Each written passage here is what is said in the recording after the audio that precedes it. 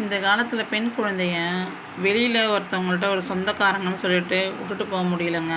பாதுகாப்புன்றதே கிடையாது. ஏன்னா அங்கேயுமே காமக்கொடூரர்கள் மட்டும்தான் இருக்கிறாங்க. அதாவது எல்லாருமே போதைக்கு அடிமையாகிட்டா தன்னோட குழந்தைக்கும் மற்றவங்க குழந்தைக்கும் வித்தியாசம் தெரியாமலாம் யாருமே கிடையாது. நம்ம பெற்ற பிள்ளைய நம்ம பொம்பளை பிள்ளைய நம்ம எவ்வளோ பாசமாக எவ்வளோ ஒரு பொறுப்பாக எல்லாமே பார்த்துக்குறோம். அதே மாதிரி தான் மற்றவங்க பிள்ளைங்களும் நம்மளோட பிள்ளைங்கள பார்க்க கற்றுக்குங்க. அதே போல் என்ன ஒரு சின்ன ஒரு விஷயம், இதில் முக்கியமான ஒரு விஷயம் என்னன்னா, நம்ம கூட பிறந்தா மட்டும்தான் தங்கச்சி கிடையாது. நம்மளோட சின்ன வயசில் இருக்கிறவங்க, நம்மளோட சக தோழியாக இருக்கட்டும், நம்ம தங்கச்சியோட ஃப்ரெண்டாக இருக்கட்டும், யாராக வேணா இருக்கட்டும், அவங்களையும் நம்ம தங்கச்சியாக பாருங்கள். ஏன்னா அவங்களும் உங்களுக்கு தங்கச்சி மாதிரி தான். நம்ம அம்மா வயிற்றில் பிறந்தா மட்டும்தான் அவங்க தங்கச்சின்னு நினைக்காதீங்க. அது ஒரு தப்பான ஒரு விஷயம் அது. ஏன்னா எதுக்கு சொல்கிறோம் அப்படின்னா, இப்போ காலகட்டத்தில் நடக்கிற ஒரு விஷயம், நம்ம கூட பிறந்தா மட்டும்தான் தங்கச்சி, நம்ம கூட பிறந்தா மட்டும்தான் அண்ணன் தம்பி, அப்படி கிடையாது. எல்லாருமே அண்ணன் தம்பியாக பாருங்கள். இதில் முக்கியமாக பார்க்க வேண்டியது முதியோர்களும் பேர பிள்ளைன்ற மாதிரி பாருங்கள். இப்போ நிறைய எல்லா இடத்துலையுமே பெண்களை ஒரு ஏஜ் பார்க்க மாட்றாங்க. சின்ன 5 வயசு பிள்ளைகிட்ட என்ன இருக்குன்னே எனக்கு தெரியல. 5 வயசு பிள்ளைங்களெல்லாம் வீணாக்குறாங்க.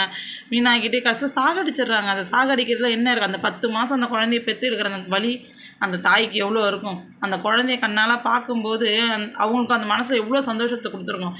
அதே கையால் துடிக்க அந்த குழந்தைய அவங்க பார்த்தாங்கன்னா அவங்களுக்கு எவ்வளோ வலி இருக்கும் சொல்லுங்கள். அந்த வலியெல்லாம் அனுபவிக்க கொடுத்துட்டு நீ நல்லா இருக்க முடியுமா? நல்லா இருக்கவே முடியாது. ஒரு வீட்டில் ஒரு பெண் பிள்ளைங்க இருக்கிறாங்க அப்படின்னா, அதே அந்த பாவத்தை ஒருத்தவங்க செய்கிறாங்க பாருங்கள், அவங்களோட கண்ணீருக்கான பதில் கண்டிப்பாக அவங்க அனுபவிக்கணும். யாரும் இந்த காலத்தில் தான் சொன்னாங்க பின்னாடி அனுபவிப்பீங்கன்றது தான் முன்னாடிலாம் சொல்லுவாங்க. இப்போலாம் அப்படி கிடையாது. அன்னன்னைக்கு செய்கிறது அன்னன்னைக்கே பார்த்துடணும். இப்போ அப்படி தான் கடவுள் கூட என்னன்னைக்கே தண்டனை கொடுத்துட்டு போயிட்டே இருக்கிறாங்க.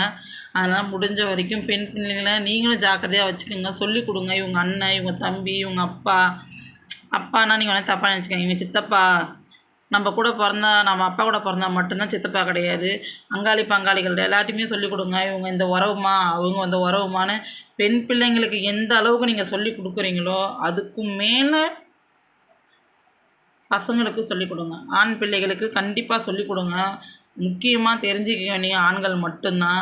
அது சின்னதுலேருந்து பெரியவங்க வரைக்கும் சொல்கிறேன். ஆண்களுக்கு இது தங்கச்சிப்பா, இது அத்தை பொண்ணுப்பா, இது சித்தப்பா பொண்ணு, நம்ம தங்கச்சி, நம்ம கூட பிறந்தா மட்டும்தான் தங்கச்சின்னு கிடையாது. எல்லாரையும் அக்கா தங்கச்சின்ற மாதிரி பாரு அப்படின்னு சொல்லிட்டு ஒரு ஆண் பிள்ளைங்களுக்கு இந்த காலகட்டத்தில் நீங்கள் ஒழுக்கத்தை சொல்லி கொடுத்தே ஆகணும்.